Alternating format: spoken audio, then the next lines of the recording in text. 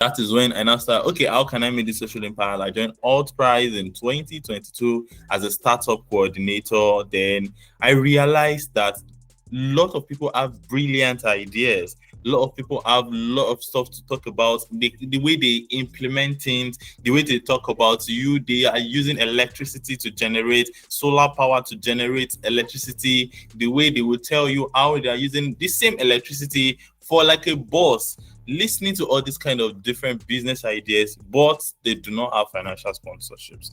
Right. They could not try to bring it out. And how can we do that? So leverage on Hult Prize, organize this on-campus program, events, connect them with different expertise, and bringing them for them to make this impact. These people talk to them. And now, when we now start seeing results, that we start seeing some people establishing this business, it is not like a great joy. You feel accomplished when you know that the major reason why you joined this organization is to make sure you are making social impact and you are solving a particular SDG, and you are seeing the result of this SDG being solved. It gives you this confidence, it gives you this accomplishment that you have put in effort. For the accounting, and then I'm still practicing it. I'm still like working in like a financial services. So that one, it's just like my normal day activities to build up myself and to be able to catch up with the professional trend that is going on, where I can also try to make it a contribution to these people. Because once the startups now become big, they need an accountant, they need a business strategy person, they need somebody who is professionally inclined about what the standard regulatory body entails and how they can do it so that they can be able to maintain their books, the profit and loss is not being tampered, the investors have confidence in their own statement of performance. Very good. You were described as a dynamic leader and a social impact advocate. If you had to choose one word that you feel truly captures your personal why, what would it be and why?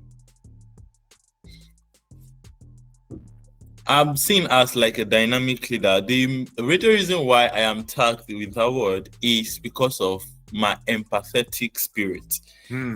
Anytime I'm in a meeting or I am having a conversation with either volunteers or the people that they are competing, I try to put myself in their shoe.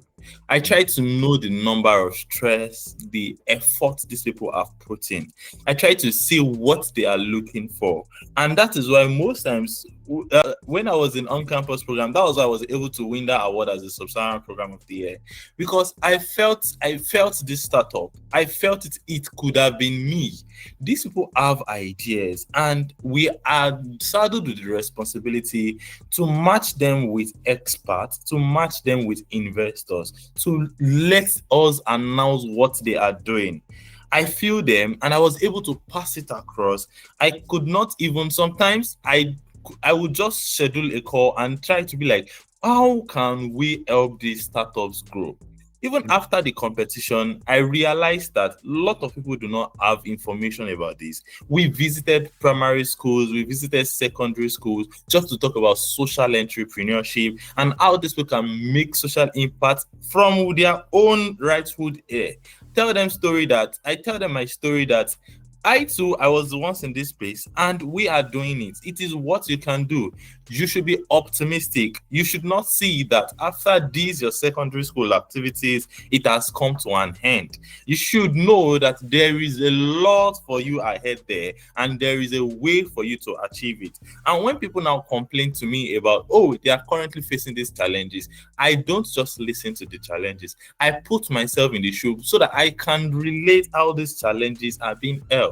That is the best way for me to now come up with different solutions that we can actually use to tackle this challenge so that it would not affect the growth and it would not affect what we are not supposed to do. Very good. If you could have a conversation with your younger self, just starting out at the university, what's the one piece of advice that you'd give yourself about the journey ahead?